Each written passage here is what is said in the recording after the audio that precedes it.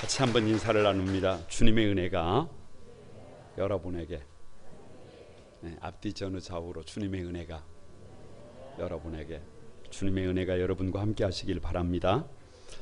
가만히 저를 한번 주목해 보시기 바랍니다. 출애굽기 14장을 펼쳐보면 이스라엘 백성들이 출애굽을 했는데 홍해 앞에 섰습니다. 앞에는 홍해가 가로막고 있고 뒤에는 애굽의 바로 왕이 맹렬하게 추격해 오고 있습니다. 말 그대로 진퇴양난입니다. 앞으로도 뒤로도 물러날 수가 없습니다. 백성들이 동요합니다. 여기저기에서 원망과 불평이 가득합니다. 다 죽게 됐다는 거예요. 묘지가 없어서 우리를 이 광야로 불러내서 우리를 여기서 죽게 하느냐라고 하는 것입니다. 그때 모세의 요청이 너희는 두려워하지 말고 가만히 서서 오늘날 여호와께서 너희를 위하여 행하시는 구원을 보라고 합니다. 한마디로 침묵의 명령입니다. 두려웠을 거예요. 여러분, 염려도 많았을 거예요. 불안했을 것입니다. 겁도 났을 것입니다. 그러나 하나님의 살아계심을 믿는다면 두려워하지 말고 원망하지 말고 불평하지 말고 침묵하라는 것입니다. 여러분, 거기서 홍해가 갈라진 줄로 믿습니다. 여호수아 6장을 펼쳐보면 이스라엘 백성들이 가나안 땅에 들어가기 위해서는 여리고를 넘어야 합니다. 그런데 그 여리고 앞에 붙은 수식어가 난공불락입니다. 아무리 생각해도 도무지 방법이 없는 성입니다. 넘을 수가 없습니다. 하나님의 요청이 뭐냐? 안 된다고 생각하지 말고 불가능하다고 생각하지 말고 하루에 한 바퀴씩 엿새 동안을 그냥 돌라는 겁니다. 그런데 거기에 주의사항이 하나 있습니다. 그게 뭐냐? 너희는 외치지 말며 너희 음성을 들리게 하지 말며 너희 입에서 아무 말도 내지 마라. 한마디로 침묵하라는 것입니다. 생각해 볼 필요가 있습니다. 많은 사람들이 성을 돌다가 보면 이런저런 원망이 쏟아질 거. 이게 뭐냐? 여리고를 돈다고 여리고가 무너지냐? 전쟁을 해야지. 이건 바보 같은 짓이다. 이런저런 얘기가 가득할 것입니다. 그때 하나님은 침묵을 요청하셨습니다. 모든 시선을 주님께 드리고 입을 닫으라는 것입니다. 거기서 여리고가 무너진 줄로 믿습니다. 신명기 9장을 보면 모세가 시내산에 올라가서 40주야를 있습니다.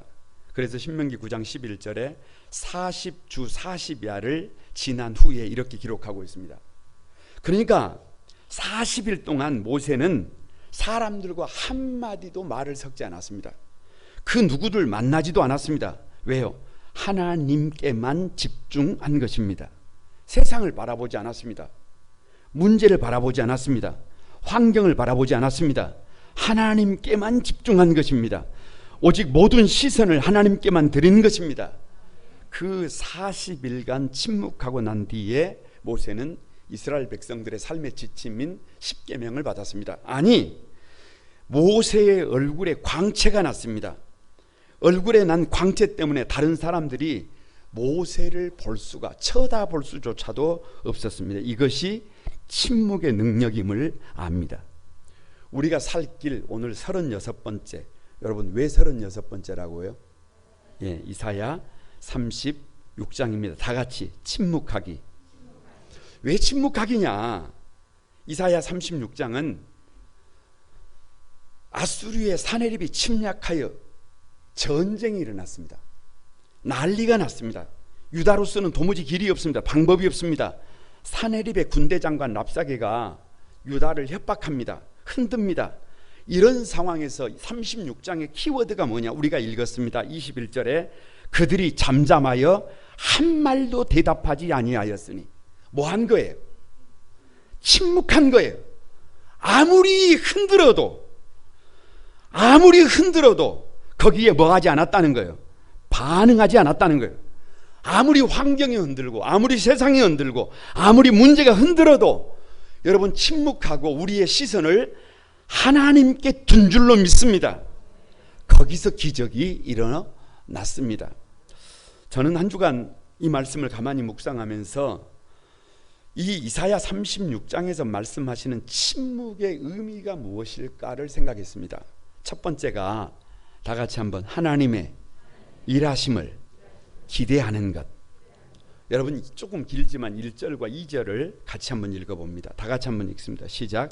히스기야 왕 14년에 아수르 왕 사네립이 올라와서 유다의 모든 견고한 성을 쳐서 취하니라. 아수르 왕이 라기스에서부터 랍사게를 예루살렘으로 보내되 대군을 거느리고 히스기야 왕에게로 가게 하며 그가 윗모 수도 곁 세탁자의 밭 큰 길에 섬에. 조금 길게 읽었습니다. 왜 하나님의 일하심을 기대하는 것이냐? 꼭 기억해야 합니다. 믿음으로 산다고 문제가 없습니까? 아닙니다. 믿음으로 살아도 문제가 있습니다. 히스기야는 믿음의 왕입니다. 가장 모범적인 왕입니다. 하나님께 칭찬받았던 왕입니다. 그런데 히스기야 왕 14년에 아수르가 침략해 올라왔어요. 여러분 아수르를 성경이 뭐라고 평가하느냐 그러면 전쟁의 신이라고 합니다. 전쟁하는 기계라고 합니다. 여러분 기계가 돌아가면 어떻게 되는 거예요? 수많은 사람들이 무너집니다. 나라가 붕괴합니다. 이미 북이스라엘은 아수르에 의해서 점령을 당하고 수많은 사람이 죽고 포로로 끌려가고 이방인들을 사마리아로 이주시켜서 이미 북이스라엘이 무너져 버렸어요. 이스라엘의 정체성을 깨뜨려 버렸어요. 그런데 남유다는 좀 다르잖아요. 믿음의 왕이잖아요. 히스기야 왕이잖아요. 그런데 아수르가 올라왔어요. 여러분 믿음으로 살아도요 우리 삶에 이런저런 어려움들이 많은 것을 우리는 꼭 기억해야 합니다. 힘든 일도 많고 어려운 일도 많습니다. 위태로운 일이 많아요. 한치 앞이 보이지 않는 일들이 많아요. 오늘도 우리 성도들 중에도 수많은 사람들이 위기 앞에서 어떻게 해야 할지 허우적거리는 경우가 많습니다. 이럴 때 침묵은, 이럴 때 믿음이 있는 사람들은 더 하나님을 기대해야 할 것을 우리는 압니다. 여러분 질문입니다. 우리 인생의 주인이 누구입니까? 저와 여러분인가요? 하나님입니다. 우리 가정의 주인이 누구예요? 우리 직장의 주인이 누구예요? 우리 교회의 주인이 누구입니까? 이 역사의 주인이 누구입니까? 우리가 아닙니다.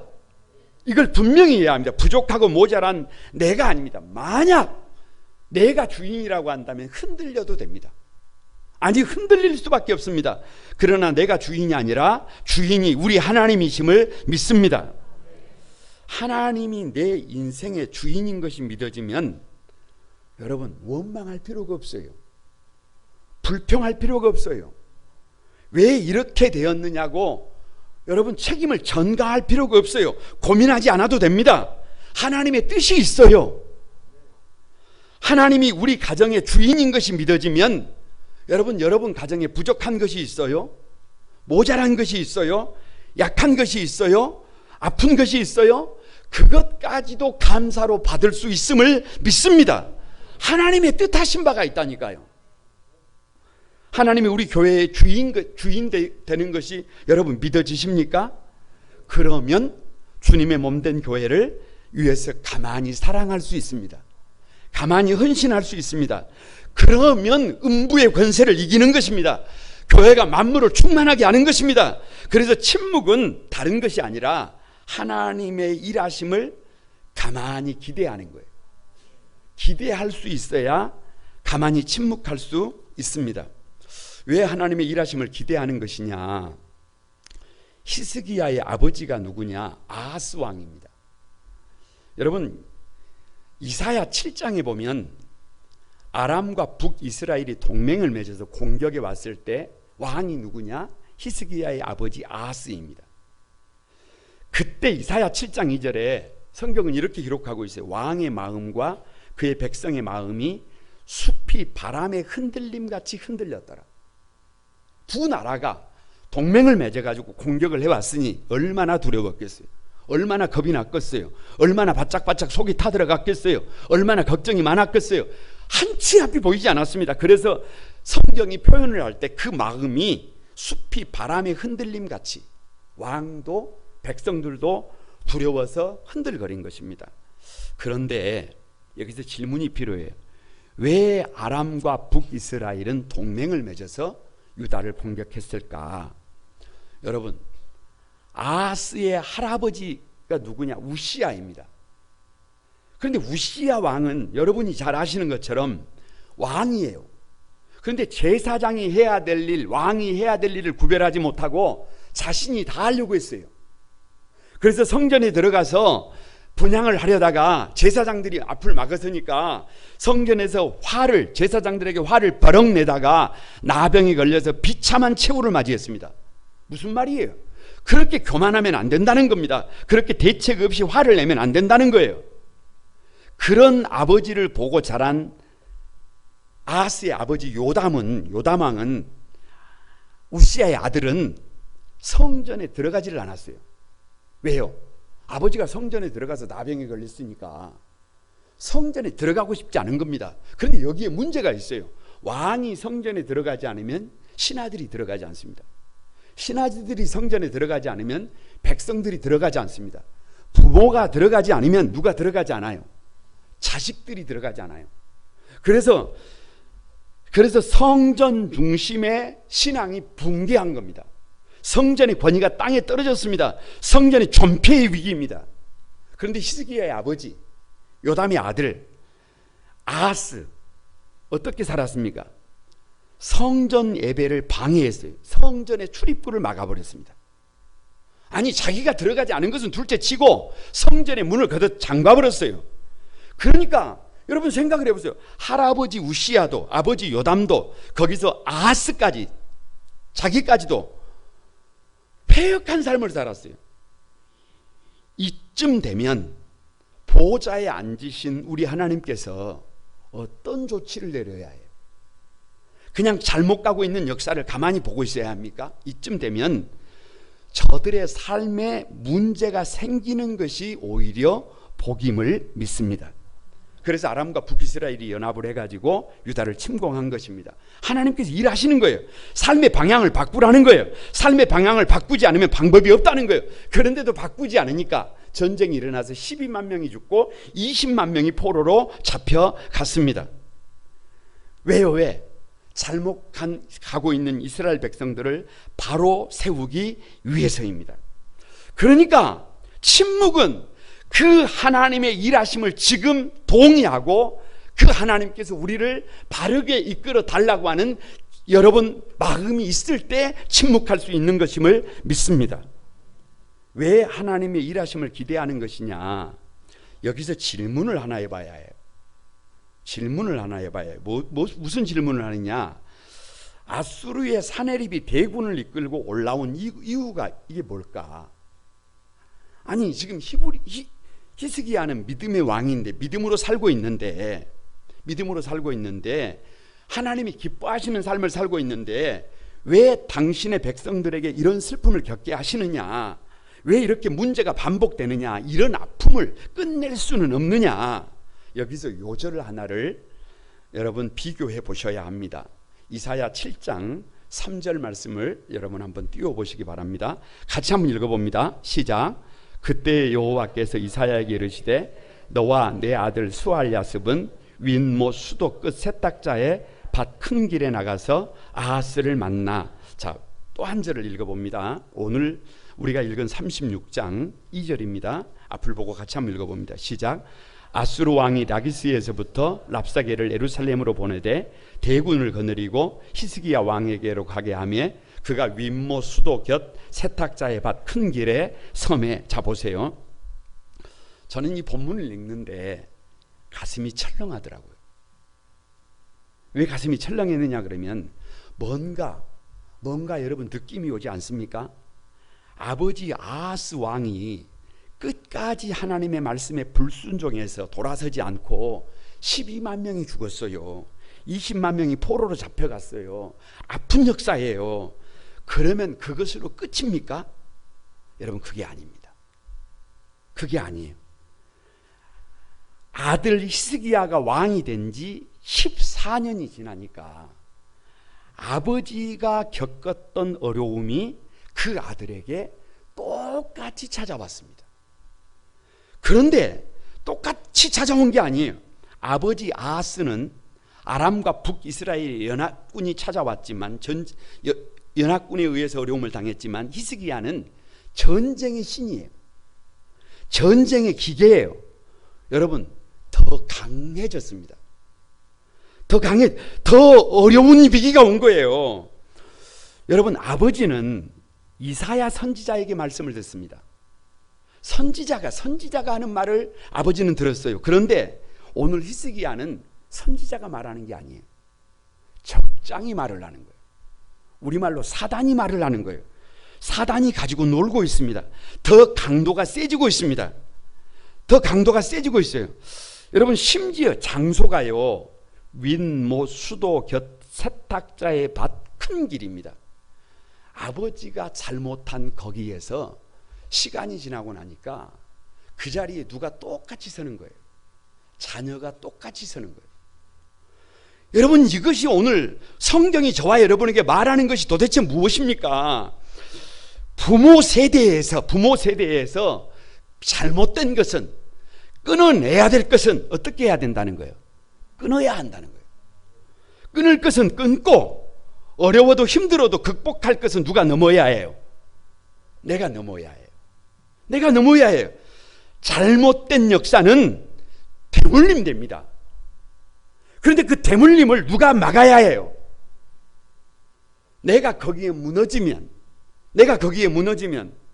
여러분, 눈에 넣어도 아프지 않을 내 아들, 딸들이 지금 내가 겪고 있는 이 문제를 또 반복해서 겪게 됩니다. 아니, 그보다 더 센 어려움을, 더 아픈 역사를 누가 경험하게 돼요. 그래서 넘어야 한다니까요. 그래서 여러분, 반드시 믿음으로 살아야 합니다.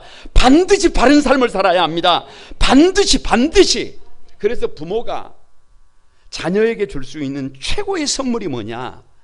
아무리 힘이 들어도, 아무리 버거워도 바른 믿음의 모범이 되어 주는 것임을 믿습니다.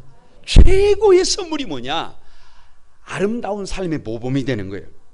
히스기야가 여기서 왜 침묵을 명하는지 아십니까? 비록 아버지도 잘못된 길을 갔어요. 비록 할아버지도 믿음으로 살지 못해서 잘못된 길을 갔어요. 증조부도 잘못된 길을 갔어요. 여러분, 그래서 그 잘못이 대물림되어서 누구에게 온 거예요? 나에게 온 거예요. 나에게 온 거예요. 그런데 왜 침묵이냐? 나는 이 잘못된 역사를 누구에게서 끊어내겠다는 거예요. 나에게서 끊어내겠다는 거예요. 더 이상 원망하지 않는다는 거예요. 부모에게 책임을 돌리지 않는다는 거예요. 할아버지에게 책임을 돌리지 않는다는 거예요. 이것을 누가 짊어지겠다는 거예요. 내가 짊어지겠다는 거예요. 내가 극복하겠다는 거예요. 더 이상 원망하지 않고 불평하지 않고 믿음으로 반응하겠다는 거예요. 믿음으로 잘못된 것을 반드시 바로 잡겠다는 거예요. 그래서 이 침묵은 하나님의 일하심을 기대하는 사람만이 잠잠히 이 길을 걸어갈 수 있음을 믿습니다. 그 주인공들이 여러분이 되시길 바랍니다. 옆 사람을 한번 축복합니다. 하나님은 지금도 일하십니다. 하나님은 늘 옳습니다. 그 하나님을 기대해야 여러분, 우리가 바른 길을 갈 수 있습니다. 침묵할 수 있습니다. 그 주인공들이 여러분이 되시길 바랍니다. 여기서 말하는 침묵이 도대체 뭐냐? 두 번째, 다 같이 한번 믿음의 대상을 분명히 아는 것이다. 여러분, 4절을 한번 같이 읽어봅니다. 4절 다 같이 한번 읽습니다. 시작. 랍사게가 그들에게 이르되 이제 히스기야에게 말하라. 대왕 아스루 왕이 이같이 말씀하시기를 내가 믿는 바 그 믿는 것이 무엇이냐? 왜 믿음의 대상을 분명히 하는 것이냐? 지금 아수르 사네립의 군대 장관이 누구냐? 랍사게인데요. 이 랍사게가 하는 말을 줄이면 이런 거예요. 유다는 아무리 별짓을 다 해도 아수르를 이길 수 있다 없다 해요. 없다는 거예요. 세상을 이길 수 있다는 거예요? 없다는 거예요? 없다는 거예요. 아수르는 전쟁의 신이라는 거예요. 아수르는 전쟁의 기계라는 거예요. 유다가 감당할 수 없는데 도대체 무엇을 믿고 버티고 있느냐는 겁니다. 자기가 볼 때는 5절에 싸울 계략도 없고 용맹이 있노라 함은 입술에 붙은 뭐뿐이다? 말뿐이다. 전쟁을 말로 합니까? 전쟁에는 장수가 있어야 되고 군대가 있어야 되고 무기가 있어야 되는데 유다는 아무것도 없다는 겁니다. 그런데 이 랍사게가 보니까 6절에 보라 네가 애굽을 믿는도다 이렇게 기록하고 있습니다. 이게 팩트예요. 지금 유다는 애굽을 의지하고 있어요. 애굽이 도와주기를 바라고 있습니다. 그래서 애굽과 동맹을 맺은 것입니다. 그러니까 유다가 지금 애굽을 향하여 러브콜을 보내고 있는 중입니다. 와서 도와달라는 거예요. 우리 좀 살려달라는 거예요. 그런데 여러분, 이 본문에 비밀이 하나 있어요. 이 본문에 집중해서 보지 않으면 안 보이는 것이 있어요. 그게 뭐냐? 아수르 왕이 지금 어디에 있는지 아십니까? 36장 2절에 아수르 왕이 어디에서부터? 라기스잖아요. 라기스. 무슨 분유 이름이 아닙니다. 지역 이름입니다. 왜 아수르 왕이, 여러분, 사네립이 군대를 이끌고 직접 예루살렘을 공격하지 않고 자기 부관을 보내고 군대 장군을 보내고 자기는 라기스에 있느냐? 간단합니다. 애굽의 군대가 유다로 올라오려면 반드시 어디를 통과해야 해요? 라기스를 통과해야 해요. 그런데 애굽은 유다를 도울 생각이 없어요. 도우려고 시도도 하지 않아요. 그러나 혹 도우려고 군대를 보내도 누가 그 길목을 막고 있는 거예요? 아수르의 대왕 사네립이 길목을 막고 있는 것입니다. 그러니까 유다가 애굽의 도움을 기대하고 있다고 한다면 그것은 뭐예요? 헛된 꿈이에요. 그냥 여러분 짝사랑이에요. 아무리 러브콜을 보내도 아무리 기대를 해도 아무리 뭔가 액션을 취해도 여러분 도와줄 수가 있어요? 없어요? 도와줄 수가 없어요. 이게 팩트입니다. 이것이 우리의 환경이라는 것입니다. 이것이 우리가 강대국을 믿고 우리가 돈을 믿고 우리가 환경을 믿고 우리가 사람을 믿어도 그것은 답이 아니라는 거예요. 그래서 더 이상 환경이 우리의 믿음의 대상이라는 거예요? 아니라는 거예요? 아니라는 거예요. 왜 믿음의 대상을 분명히 하는 것이냐?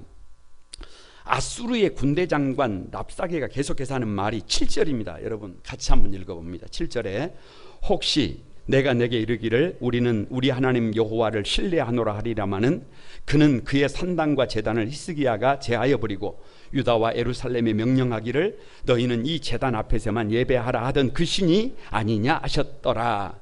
자 보세요. 이게 무슨 말이냐? 너희가 혹 하나님을 믿고 있는 것 같은데 그것도 헛된 것이라는 거예요. 왜요? 랍사게는 이방인이에요. 하나님을 믿는 사람이 아니에요. 믿음이 없는 사람이에요. 믿음이 없는 사람은 아무리 눈을 크게 뜨고 보려고 해도 볼 수 없는 것이 있어요. 믿음이 없는 사람은 아무리 이해를 하고 또 이해를 하려고 해도 이해할 수 없는 게 있어요. 그게 뭐냐? 믿음의 사람들의 삶의 방식이에요. 아니 히스기야의 종교개혁입니다. 히스기야의 종교개혁을 믿음 없는 사람의 눈으로 보면 해석이 안 돼요. 해석이 안 돼. 히스기야가 가장 잘한 것이 뭐냐? 대대적인 종교개혁, 산당을 없앤 것입니다. 우상의 제단을 다 철폐한 것입니다. 그래서 성전 중심의 신앙을 회복한 것입니다. 이것은 히스기야의 치적이에요. 히스기야의 공적이에요. 그런데 랍사게는 세상적인 시각을 가지고는 아무리 이것을 봐도 이것은 하나님을 화나게 하는 일이라는 거예요. 이건 말이 되지 않습니다. 여러분, 이단이라든지 잘못된 신앙생활을 하고 있는 사람들을 가만히 보면 그들의 주장이 얼마나 흑우인지, 얼마나 잘못된 것인지 조금만 눈을 크게 뜨고 바라보면 그게 보여요, 안 보여요? 그게 보입니다. 그게 보여요. 수많은 산당을 없애고 우상의 제단을 없앴기 때문에 하나님이 화가 나셨을 것이라고 생각하는 이것은 무지예요, 무지. 그러니까 잘못된 신앙을 가지고 달려가는 사람들을 가만히 보면 그것이 얼마나 무지한 것인지, 얼마나 단편적인 지식에 붙잡혀서 잘못 살아가고 있는지를 훤히 들여다볼 수 있습니다. 마찬가지입니다. 지금도 세상 사람들은 믿는 성도들을 향하여 이렇게 말합니다.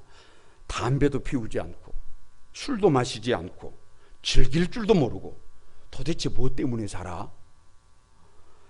그러면서 믿음이 없는 사람들은 믿는 사람들을 흔들어 놓습니다. 여러분, 역으로 반대로 물어봅니다. 술 마시고 그렇게 허랑방탕할 것 같으면, 세상 사람들처럼 똑같이 쾌락을 추구할 것 같으면, 세상 사람들처럼 그렇게 막 살 것 같으면 도대체 왜 예수를 믿어요? 도대체 왜 주님 앞에 시간을 구별하고 정성을 구별하고 삶을 구별해서 믿음으로 살아갑니까?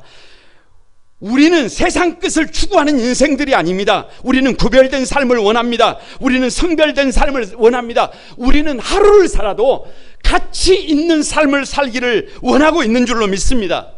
조금 부족하지만 하나님이 원하시는 삶을 한번 살아보고 싶습니다. 그래서 우리 믿음의 궁극적인 목적은, 궁극적인 대상은 오직 우리 하나님이신 줄을 믿습니다. 왜 믿음의 대상을 분명히 하는 것이냐? 이 아수르 군대장과 랍사게의 결론이 뭐냐 그러면 8절을 여러분 한번 보세요. 같이 한번 읽어봅니다. 그러므로 이제 청하노니 내 주 아수르 왕과 내기하라. 내가 내게 말 2,000피를 주어도 너는 그 탈자를 능히 내지 못하리라. 이건 조롱이에요. 이건 멸시예요. 이건 여러분 한마디로 말하면 그냥 가만히 본문을 읽고 있다가 보면 가슴이 답답합니다. 왜냐 그러면 랍사게가 하는 말을 요약해보면 이스라엘이 참 한심한 거예요. 참심해. 왜요? 사네립이 말 2,000피를 내어줘도 이스라엘은 그 말 2,000피를 탈 자가 있다 없다? 없다. 이 말을 뒤집으면 유다는 아무것도 아니라는 거예요. 그냥 유다는 폭 망해버렸다. 이것은 유다가 기댈 것이 아무것도 없다는 거예요. 아무리 생각해봐도 유다는 답이 있다 없다? 없다는 거예요. 여러분, 이 말을 뒤집으면 이렇게 되는 거예요. 다 같이 한번. 사람의 끝이 하나님의 시작이다. 질문입니다. 질문. 홍해 앞에서 이스라엘 백성들이 홍해 앞에 섰는데 실력 있는 사람과 실력 없는 사람의 차이가 있나요? 여러분, 능력 있는 사람과 능력 없는 사람의 차이가 있나요? 잘생긴 사람이나 못생긴 사람이나 무슨 차이가 있나요? 그 사람이 그 사람이에요. 별 차이 없습니다. 여러분, 죄송하지만 사람이 거기서 거기에요. 차라리 한 걸음 뒤로 물러가서 보면 아무것도 없는 것이, 기댈 것이 없는 것이, 의지할 것이 없는 것이, 그래야 하나님 앞에 뭐 한다니까요? 손을 든다니까요. 하나님 앞에 엎드린다니까요. 그런데 문제는 자기가 뭐 좀 된다고 생각을 해요. 자기가 뭘 좀 할 수 있다고 생각해요. 자기가 뭐 좀 가지고 있다고 생각해요. 그러면 더 돼요. 깨질 것 같으면 어떻게 깨져야 해요? 완전히 깨져야 한다니까요. 잘못될 것 같으면 언제 잘못돼야 해요? 여러분, 어렸을 때, 젊었을 때 폭망해서 일어나야지. 아니, 내일 모레 주님 앞에 부름을 받아야 되는데 그때 폭망해버리면. 그래서 하나님이 쓰시는 사람들은 대단한 사람들이 아닐 수도 있어요. 약한 사람들일 가능성이 많습니다. 부족한 사람들일 가능성이 많습니다. 모자란 사람들일 가능성이 많습니다. 왜요? 믿음은 꼭 기억해야 합니다. 나 자신을 믿는 것이 아닙니다. 나의 실력을 믿는 것도 아닙니다. 나의 경험을 믿는 것도 아닙니다. 나의 감정을 믿는 것도 아닙니다. 여러분, 나 자신의 신념을 믿는 것이 아닙니다. 믿음은 창조주 하나님을 믿는 것입니다. 위대하신 하나님을 믿는 것입니다. 죽은 자를 살리시고 없는 것을 있는 것으로 불러내시는 위대하신 하나님을 믿는 것입니다. 그래서 우리 믿음의 대상이 누구예요? 그 하나님입니다. 옆 사람을 여러분 한번 축복합니다. 우리 믿음의 대상은 오직 하나님입니다. 그 어떤 것도 믿음의 대상이 될 수 없습니다. 이것을 믿을 때 가만히 침묵하고 시선을 주님께 둘 수 있는 줄로 믿습니다. 여기서 말하는 침묵의 의미가 도대체 뭐냐? 세 번째, 다 같이 한번. 하나님의 뜻에 굴복하는 것이다. 21절을 다 같이 한번 읽어봅니다. 21절 다 같이 한번 읽습니다. 시작. 그러나 그들이 잠잠하여 한 말도 대답하지 아니하였으니 이는 왕이 그들에게 명령하여 대답하지 말라 하였음이었더라. 왜 하나님의 뜻에 굴복하는 것이냐? 사실 본문에는 기록이 되지 않았는데요, 히스기야가 자신의 잘못을 인정하는 것입니다. 처음 아수르가 공격을 해왔을 때 열왕기하 19장 14절에 보면 군대를 철수하여 돌아가 주기만 하면 왕이 원하는 대로 다 한다는 거예요. 그러니까 믿음의 왕이라고 하는 히스기야가 전쟁이 발발을 했을 때 한 것이, 첫 번째 한 것이 뭐냐 그러면 사정한 거예요. 사정한 거. 적장에게 사정한 거예요. 비율을 맞춰준 거예요. 전쟁을 피하기 위해서 무엇을 요구하든지 시키는 건 다 하겠다는 거예요. 그래서 아수르 사네립이 은 300달란트와 금 30달란트를 보내라고 하니까 이건 여러분 남유다의 형편에서 준비를 할 수 없는 조공이에요. 그런데 어떻게 이걸 준비를 하느냐 그러면 여호와의 전 성전의 모든 곳간을 털고 왕궁에 있는 모든 곳간을 털어서 탈탈 털어서, 그것도 부족하니까 성전의 기둥에 입혀놨던 금까지 벗겨가지고 다 벗겨가지고 여러분 사네립이 비율을 맞췄습니다. 문제는 여기에 문제는 그렇게까지 했어요. 그런데 아수르가 사네립이 침략을 멈춥니까? 멈추지 않습니다. 조공은 조공대로 다 받아먹고 그리고 다시 침략해 왔습니다. 여러분 꼭 기억해야 해요. 마귀는 아무리 비율을 맞춰줘도, 마귀는 아무리 대접을 하고 또 대접을 해도 성전의 기둥에 입힌 금을 다 벗겨줘도 끝이 있어요, 없어요? 끝이 없어요. 사단의 비율을 맞춘다고 물러나지 않습니다. 적당히 타협한다고 피한다고 떠나가지 않습니다. 사단을 이기는 방법은 싸워서 이겨야 합니다. 물리쳐야 합니다. 대적해야 합니다. 그래서 하나님의 뜻이 뭐냐? 강하라는 거예요. 담대하라는 거예요. 두려워하지 말라는 거예요. 전쟁은 하나님께 속겠다는 거예요. 이기고 지는 것은 하나님의 영역이라는 거예요. 우리가 할 일은 뭐 하는 거예요? 담대하는 거예요. 왜 하나님의 뜻에 굴복하는 것이냐? 지금 랍사게가 하나님의 백성이라고 하는 자부심, 프라이드를 갖고 있는 이스라엘을, 하나님을 모욕하고 있잖아요. 한편으로는 두렵지요. 왜냐? 전쟁 기계잖아요. 전쟁의 신이잖아요. 그래서 랍사게가 이스라엘을 향하여 12절에 이렇게 말합니다. 자기의 대변과 소변까지 먹게 된다. 무슨 말이냐? 다 무너진다 그 말이에요. 이제 너희는 다 죽었다 그 말이에요. 이런 상황에서 랍사게를 향하여 대놓고 말을 못할지라도 좀 뒤에 돌아서서 예루살렘 성 안에서 이스라엘 백성들끼리는 얼마든지 여러분 생각을 말할 수 있잖아요. 그런데 히스기야 왕을 향해서 어쩌다가 우리나라가 이렇게 됐느냐고, 어쩌다가 우리가 이렇게 폭망을 했느냐고 원망할 수도 있고 불평할 수도 있습니다. 책임을 전가할 수도 있습니다. 아니, 저 랍사게를 향해서 분노를 드러낼 수도 있어요. 조금 그래도 그 힘 좀 있는 사람들이 칼을 뽑아들고 저 랍사게를 죽이고 우리도 죽자 뭐 이렇게 할 수도 있어요. 그렇게 할 수도 있잖아요. 그런데 그들이 잠잠하여 한 말도 대답하지 아니하였으니. 왜요? 여러분, 자기 감정보다, 자기 생각보다 하나님의 뜻이 뭔지를 지금 기다리고 있는 것이, 하나님의 일하심을 기대하는 것입니다. 우리 믿음의 대상이 하나님이시기 때문에 지금 이스라엘 백성들에게 필요한 것이 뭐냐? 침묵이에요. 침묵. 그냥 무서워서 겁에 질려서 침묵하는 것이 아니라, 여기 침묵은 하나님께 모든 시선을 드리고 하나님의 일하심을 기대하면서 하나님의 뜻을 구하는 것인 줄로 믿습니다. 왜 하나님의 뜻에 굴복하는 것이냐? 주님의 뜻에 굴복할 때 하나님이 일하십니다. 그게 성경의 역사예요. 내가 침묵하고 일일이 대꾸를 하지 않는 것은 사실 바보가 되는 것 같아요. 왜냐? 아니, 랍사게가 저렇게까지 조롱을 하는데, 저렇게까지 나를 바보 취급하는데 그 앞에서 입을 닫는다? 그 앞에서 침묵을 한다? 아니, 충분히 원망을 할 수도 있고 한번 붙어볼 수도 있는데, 싸울 수도 있는데, 여러분 아무것도 하지 않고 침묵한다? 이건 바보잖아요, 바보. 그런데 여러분 시각을 좀 바꿔보시기 바랍니다. 지금 사단이, 랍사게가 바라는 것이 뭘까요? 여기저기에서 백성들이 웅성웅성거리는 것입니다. 동요가 일어나는 것입니다. 원망하고 불평하는 것입니다. 마음이 나눠지는 것입니다. 책임을 전가시키는 것입니다. 그런데 유다 백성들이 잠잠합니다.